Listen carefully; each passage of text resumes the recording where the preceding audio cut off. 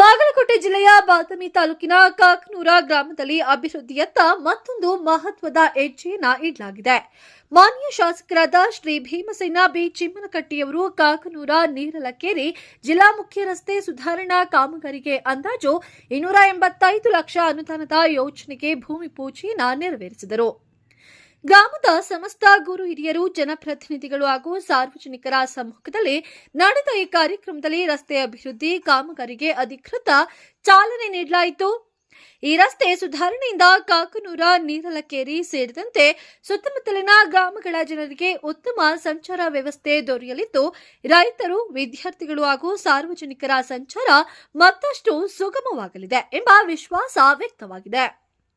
ಸ್ಥಳೀಯರು ಈ ಅಭಿವೃದ್ಧಿ ಕಾಮಗಾರಿಯನ್ನು ಸ್ವಾಗತಿಸಿ ರಸ್ತೆ ಕಾಮಗಾರಿಯನ್ನು ಗುಣಮಟ್ಟದಿಂದ ಹಾಗೂ ನಿಗದಿತ ಅವಧಿಯಲ್ಲಿ ಪೂರ್ಣಗೊಳಿಸುವಂತೆ ಅಧಿಕಾರಿಗಳಿಗೆ ಮನವಿಯನ್ನ ಮಾಡಿದರು.